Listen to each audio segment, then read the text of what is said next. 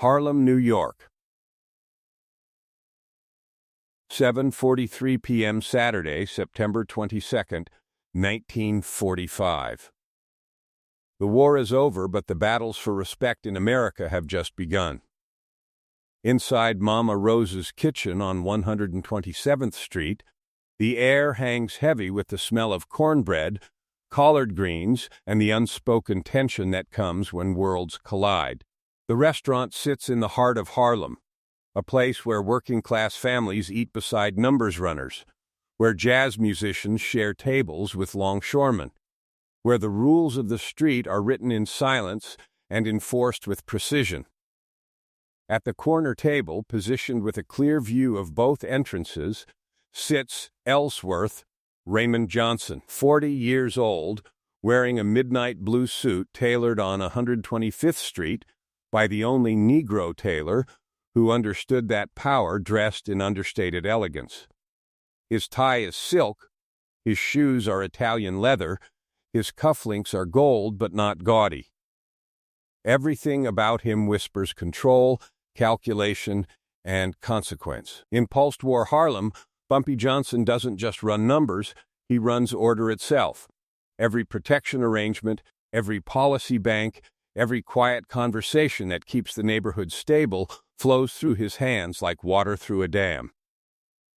The waiter's name is Jimmy Matches Morrison, 28 years old, recently returned from the Pacific Theater with shrapnel in his left leg and poison in his heart. He had fought for democracy overseas and come home to discover that democracy had different rules for different skin colors. Working at Mama Rose's wasn't his choice. It was his last option after being turned away from dock work, factory jobs, and anything that paid a man's wage. The bitterness had been building for months, fermenting into something ugly and dangerous. When Morrison approached the corner table, carrying a bowl of chicken soup, something shifted in his face. Perhaps it was the sight of a black man who clearly had money, power, and respect, everything Morrison had been denied despite his service. Perhaps it was the quiet authority that radiated from Bumpy like heat from a furnace. Whatever the reason, Jimmy Morrison made a decision that would destroy his life in systematic, methodical stages. He stopped 2 feet from the table. He looked directly at Bumpy Johnson. And then, with deliberate contempt, he pursed his lips and spat into the soup. The saliva disappeared into the broth with barely a ripple, but the sound, that wet, dismissive sound, cut through the restaurant's ambient noise like a blade. Morrison set the bowl down with excessive force, the ceramic clicking against wood like a judge's gavel. He leaned close enough for only Bumpy to hear and whispered, "Enjoy your meal, boy." The restaurant didn't stop. Conversations continued. Forks clinked against plates.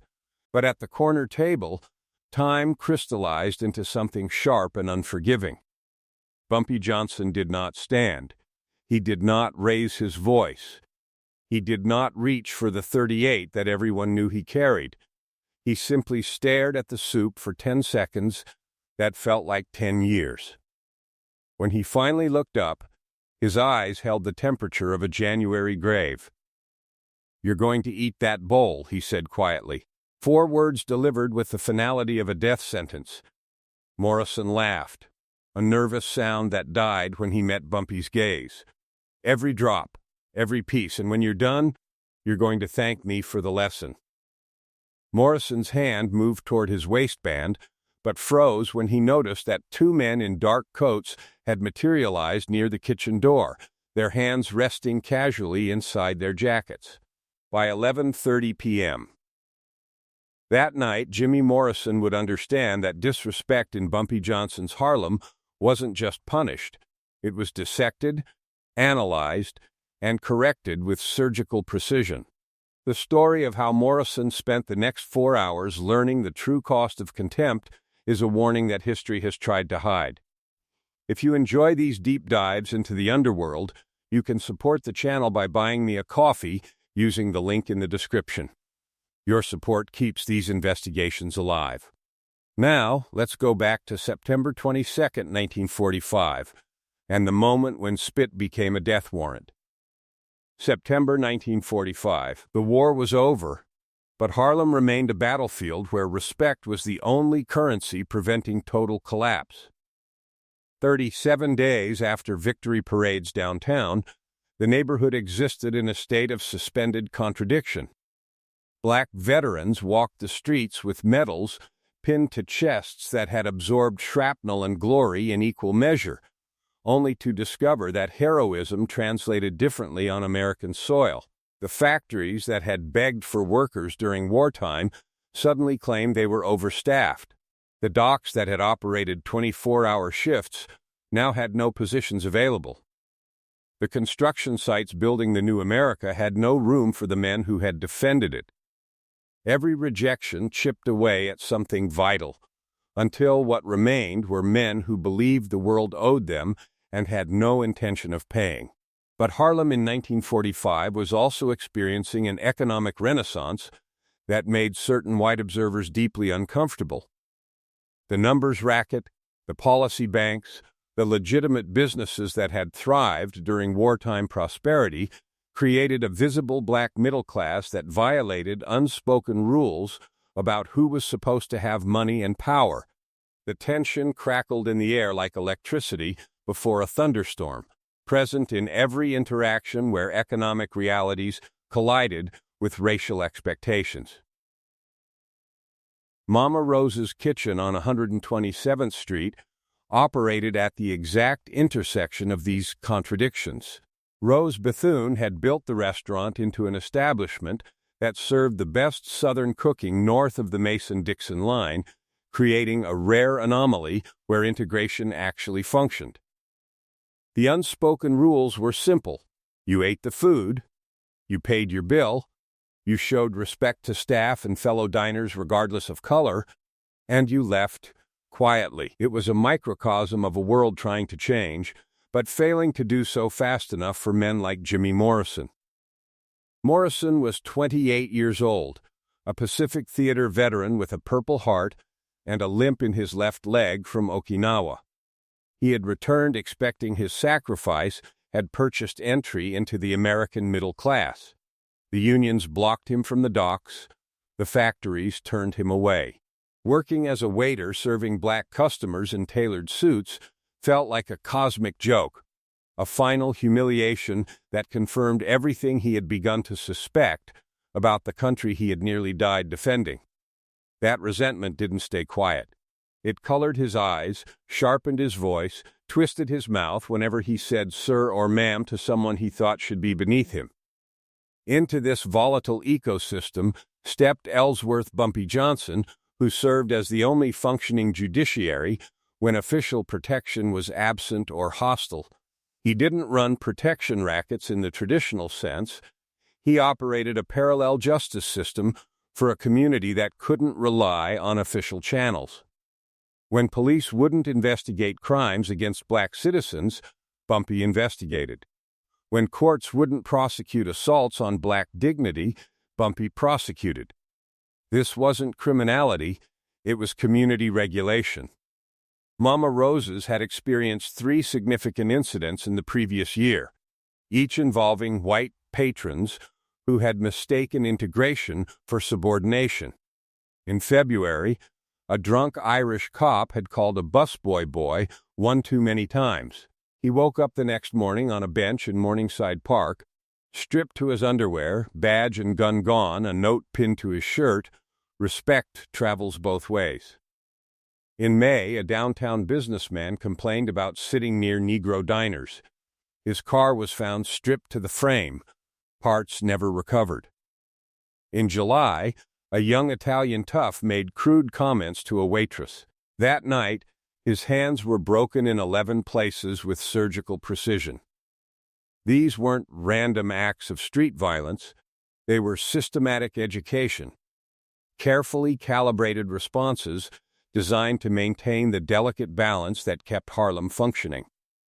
For 3 weeks, Bumpy had been receiving reports about the new waiter with attitude problems. He had made it his business to observe Morrison from a distance, documenting patterns, watching the resentment build like pressure in a sealed container. On September 22nd, when Bumpy Johnson walked into Mama Rose's kitchen and took his customary corner table, it wasn't because he was hungry. What Morrison didn't know was that Bumpy Johnson had been watching him for 3 weeks, documenting every slight, every muttered comment, every act of casual disrespect. The soup wasn't the crime. It was the final exam. Morrison approached the corner table carrying death in a soup bowl, though he lacked the wisdom to recognize it. The walk from kitchen to table took 17 seconds. In those 17 seconds, Morrison made calculations that would systematically destroy everything he had ever built or hoped to build. He saw the expensive suit, the confident posture, the way other diners glanced at Bumpy Johnson with something that resembled reverence. Morrison's jaw tightened. His grip shifted. 2 feet from the table, he stopped and made his choice. The act was deliberate, theatrical in its contempt. Morrison pursed his lips, gathered saliva, and spat directly into the center of the chicken broth. The sound was wet, obscene, cutting through the ambient noise like a blade through silk. He set the bowl down hard enough that liquid sloshed over the rim, ceramic clicking against wood with excessive force. Then he leaned close, invading the personal space of the most dangerous man in Harlem, and delivered his verdict in a poisoned whisper, "Enjoy your meal, boy." The word carried centuries of contempt, a declaration that whatever rules governed this neighborhood didn't apply to him. The reaction was instantaneous and absolute. Conversations didn't taper off. They died mid-sentence, mid-laugh, mid-breath. Forks froze halfway to mouths. The jazz playing from the radio suddenly seemed obscenely loud in the vacuum of human silence. 37 people held their collective breath, sensing that the atmospheric pressure had dropped to cyclonic levels. From the kitchen doorway, Mama Rose emerged, wiping flour from her hands, confusion shifting to horror as she followed the direction of stunned stares. She saw the bowl, saw Morrison's posture, saw Bumpy sitting with terrifying stillness, and understood that a line had been crossed not just in her restaurant, but in her name, under her protection. Bumpy Johnson stared at the contaminated soup for 10 seconds that stretched into geological time. When he finally looked up, his eyes held the temperature of permafrost. His voice, when it came, was barely above a whisper but carried to every corner with perfect clarity, "You're going to eat that bowl." 4 words delivered without inflection, without rage. Just cold, judicial certainty. Morrison laughed, a nervous sound that died when he reached for his waistband and realized that 2 men in dark coats had materialized near the exits, their hands resting casually inside their jackets with professional ease. Bumpy rose with unhurried grace, closing the distance until Morrison could smell his expensive cologne. "You have 3 choices. James Patrick Morrison, service number 328-47621, Purple Heart recipient, Okinawa campaign. You eat that soup and learn about respect. You walk out that door and never return to Harlem. Or you discover what consequences look like when they extend beyond broken bones." Morrison's face drained of color as Bumpy continued with casual specificity, "Your mother Lila lives in Augusta, Georgia. Your sister Denise works nights at the post office on Green Street. Your Army buddy Keller just started at the Ford plant in Detroit. You think this is about you, but it's about everyone connected to you. Physical consequences are temporary. Systematic destruction is permanent." The demonstration of reach that transcended neighborhood boundaries, that extended into official records and family histories, collapsed Morrison's defiance like a building with its supports removed. At 8:17 p.m., 34 minutes after he committed the act, Jimmy Morrison lowered himself to his knees beside the corner table. What happened next would be whispered about in barbershops for decades, but the full story, the systematic education that followed, has never been told until now. Morrison's knees struck the wooden floor with a finality that resonated through 37 witnesses like a judge's gavel. The restaurant had ceased to be a place of commerce and transformed into a courtroom where justice operated without appeals or mercy. Bumpy Johnson remained seated in absolute stillness, hands flat on the table, posture relaxed, face expressionless. The contaminated bowl sat between them like evidence in a capital case, which in every meaningful sense it was. The broth caught the overhead light, revealing the film of saliva floating on the surface like oil on poisoned water. Every patron had become a jury member, every staff member a court officer. The booths served as gallery seating for witnesses who understood they were documenting precedent. At a side table sat City Councilman Robert Hayes, who had stopped for dinner between meetings and now found himself cataloging history he could never officially acknowledge. Near the back, Marcus Webb from the Amsterdam News observed, with the detached intensity of a journalist recognizing that some stories were too dangerous to print, but too important to forget. At the counter, two off-duty police officers, Sergeant William Cross and Officer Daniel Murphy, sat with their meals growing cold, understanding that some justice operated outside their jurisdiction and functioned more effectively because of it. Bumpy lifted the bowl with steady hands and held it at Morrison's eye level, forcing him to confront what he had created. The first swallow triggered an immediate gag reflex that convulsed Morrison's entire body. Bumpy waited with infinite patience before gesturing for him to continue. 41 minutes. That was how long it took for Morrison to consume every drop of his own contempt. 41 minutes of choking, retching, swallowing, restarting. His face flushed crimson, then blanched white, veins standing out in his neck as he fought against every instinct telling him to reject what he was being forced to accept.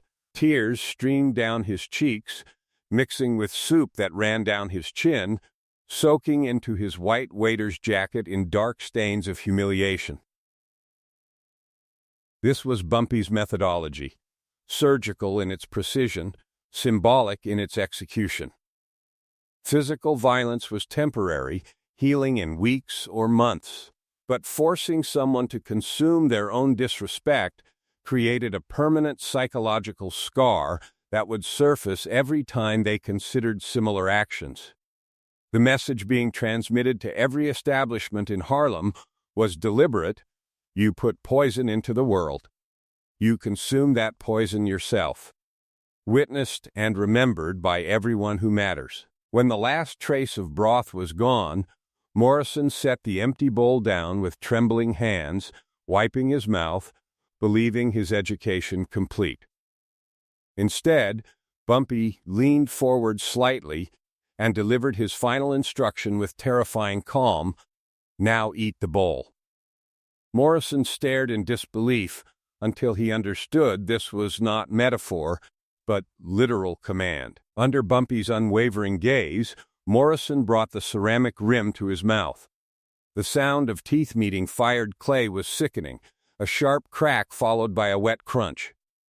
He bit down, crying out as shards sliced his gums.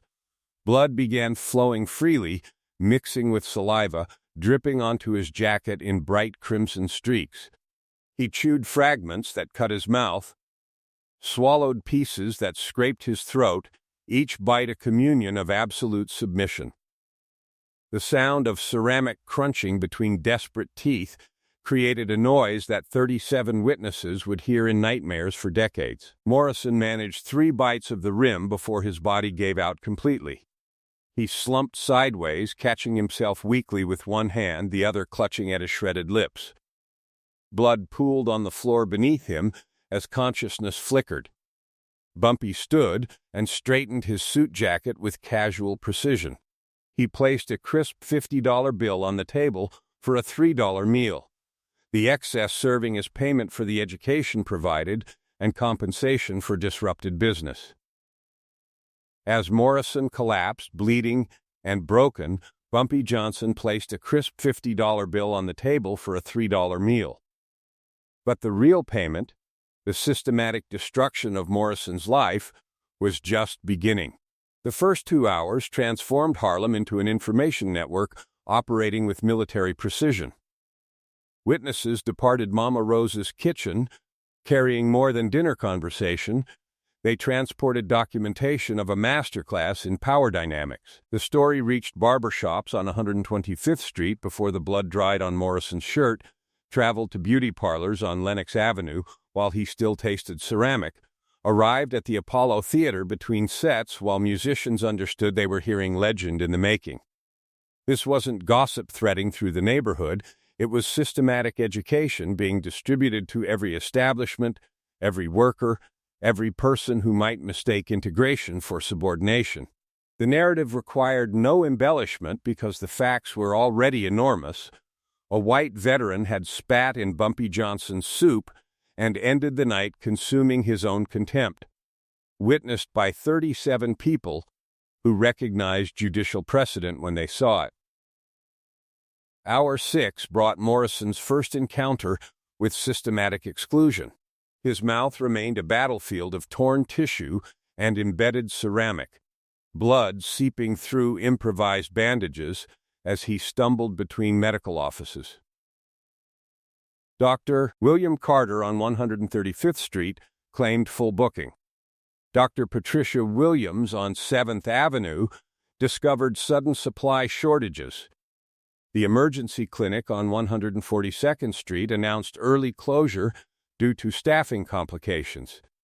Every medical professional in Harlem had received the invisible directive. Treating Morrison would demonstrate poor judgment regarding community standards. The rejections carried no malice, just bureaucratic efficiency that forced him onto a subway to the Bronx, bleeding into his handkerchief while strangers averted their eyes from a man learning that geography provided no sanctuary from Bumpy Johnson's reach. Hour 12 extended consequences beyond Morrison himself.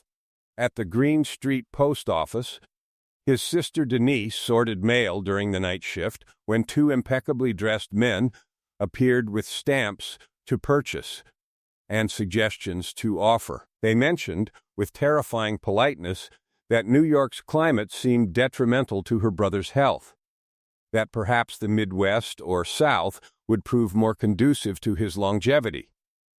They never threatened explicitly. Architectural implications required no crude language. Denise understood immediately that her employment, her safety, her future had become leverage in her brother's education. She began packing before her shift ended. Hour 24 systematically destroyed Morrison's veteran network. In Detroit, Thomas Keller received calls about Morrison's behavioral problems. In Philadelphia, another former soldier heard detailed accounts of concerning aggression patterns.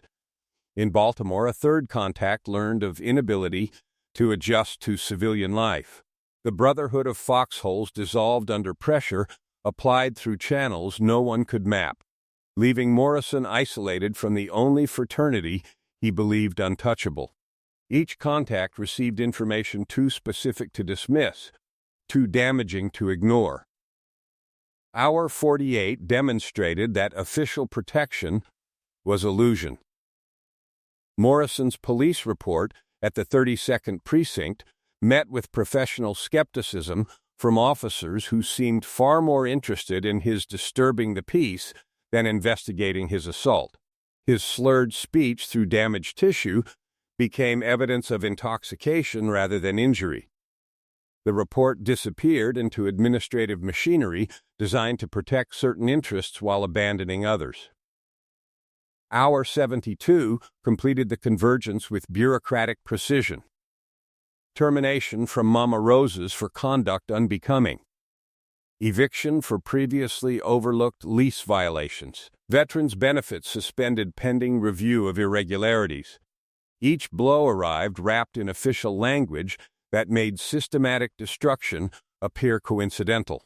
Throughout Harlem, Other establishments recalibrated their behavior as white waiters discovered exceptional courtesy, bartenders developed remarkable memories for preferred drinks, and store clerks found reserves of patience they hadn't known existed. The invisible hand of Bumpy Johnson's justice created systemic change through strategic fear, proving that one public lesson could educate an entire ecosystem. But there was one final element to Bumpy Johnson's justice system, a detail that revealed the true sophistication of his operation and ensured that the lesson would never be forgotten.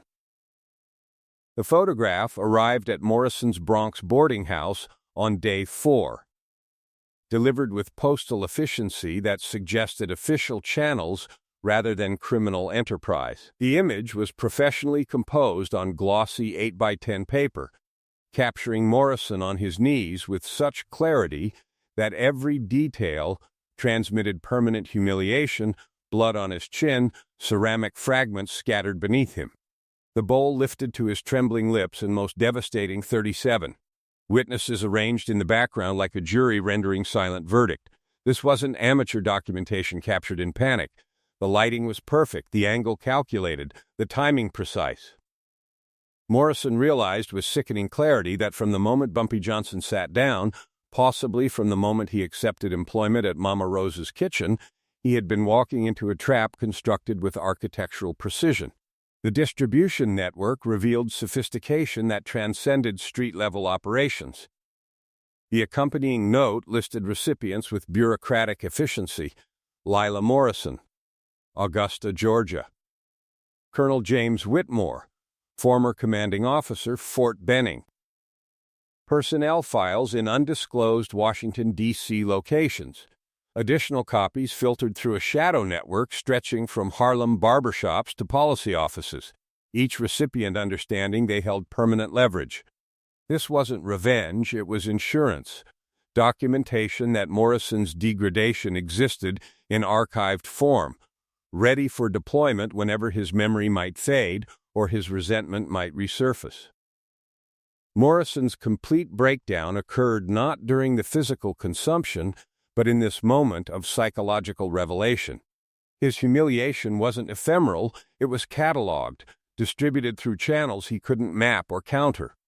Every future employer, every potential relationship, every attempt to rebuild could be demolished by an envelope containing that single image. The permanence crushed something fundamental in his psychology, transforming him from a man carrying resentment into a man carrying terror of what might be revealed if he ever forgot the lesson. This was the core of Bumpy's philosophy, distilled into efficiency born from oppression. In a world where legal protection was systematically denied to black citizens, where police documented lynchings but ignored crimes against dignity, respect became the only currency preventing total chaos. Bumpy inverted the mechanism that had historically been used to document black degradation. He used the same technology, camera, film, careful composition, to document consequences for those who believed disrespect would remain unpunished. Where systematic oppression operated through records and images, his response matched that system in structure and permanence. Within the Harlem community, knowledge of the photograph's existence spread without anyone needing to see it. The incident transformed from punishment into parable, serving both as warning and inspiration. In barbershops, men spoke of the picture in hushed tones. Young veterans who carried similar resentment adjusted their posture accordingly. Store managers reconsidered how they spoke to black employees. Landlords recalibrated their tone with black tenants. Even some black men found themselves reconsidering how they treated service workers, understanding that dignity flowed in all directions. The broader implications rippled through every establishment where integration remained fragile. White workers in black neighborhoods discovered newfound capacity for professional courtesy. The boundaries of acceptable behavior shifted perceptibly, enforced not by police batons, but by memory of a man consuming his own contempt. The ecosystem of respect had been rebalanced through strategic application of documented consequences.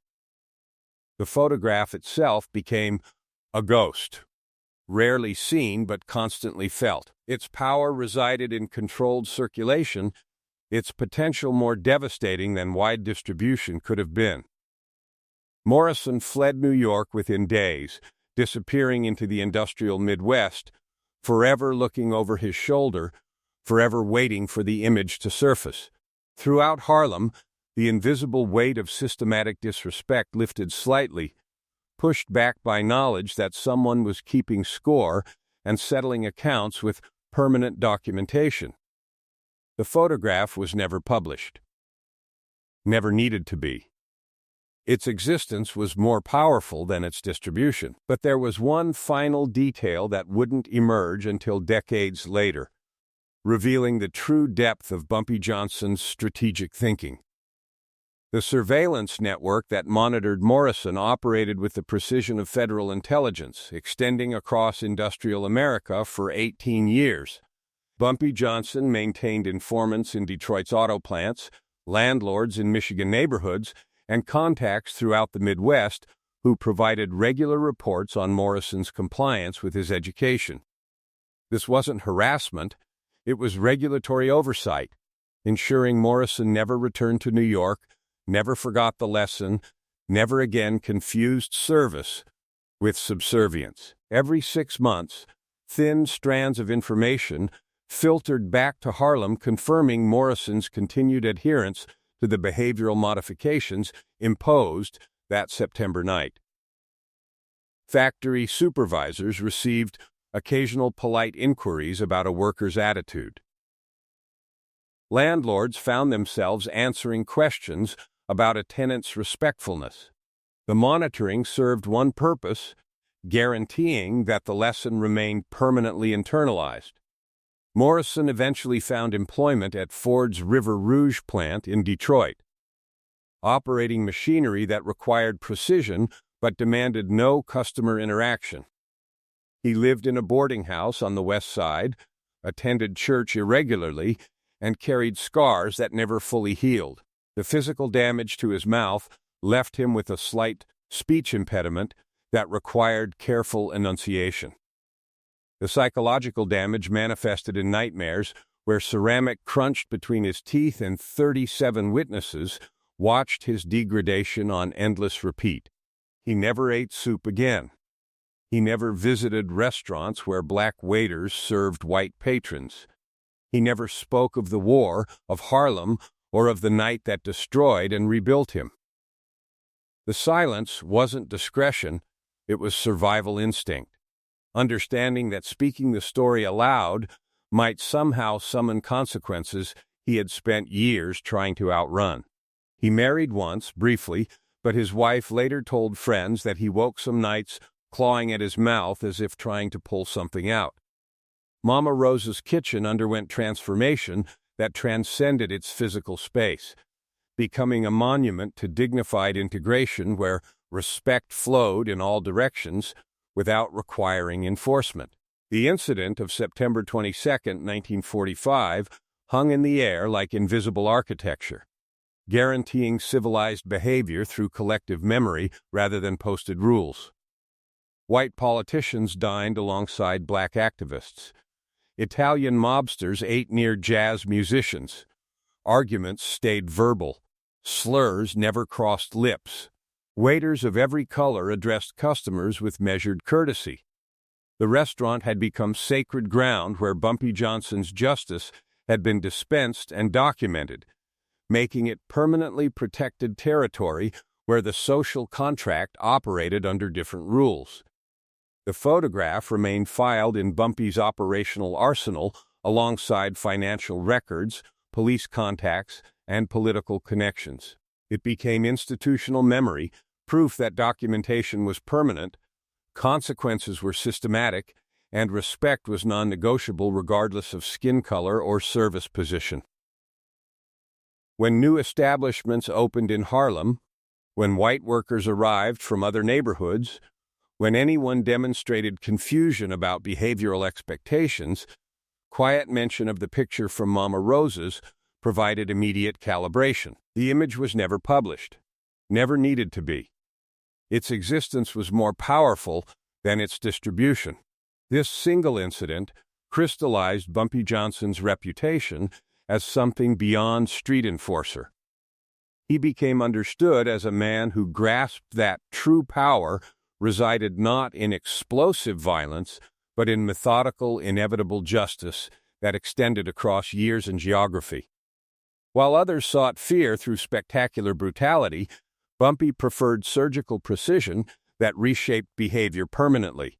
The Morrison education demonstrated reach that transcended neighborhood boundaries, patience that outlasted immediate satisfaction, and sophistication that matched or exceeded official law enforcement capabilities. In 1963, 18 years after consuming his own contempt, Morrison sent a letter through channels that suggested he had maintained awareness of how to reach the man who had destroyed and rebuilt him. The envelope contained a money order for $50, the exact amount Bumpy had left on the table that night, and a single sentence written in careful script: "The lesson was learned." No signature, no return address, just acknowledgement that education had been received, internalized, and permanently integrated into Morrison's understanding of how respect functioned in America. September 22, 1945, 7:43 p.m. A waiter spat in a bowl of soup. By 11:30 p.m., he had consumed his own contempt. By hour 72, he had lost everything, and for the next 20 years, every establishment in Harlem understood that respect was not requested. It was required. The question isn't whether Bumpy Johnson was a criminal or a protector. The question is whether a society that denied dignity to its citizens created the need for men like him to enforce it through other means. That answer, like so much of America's true history, remains written in the margins of official records, whispered in barbershops, and remembered by those who understood that sometimes justice wears a midnight blue suit and speaks in whispers that echo like thunder.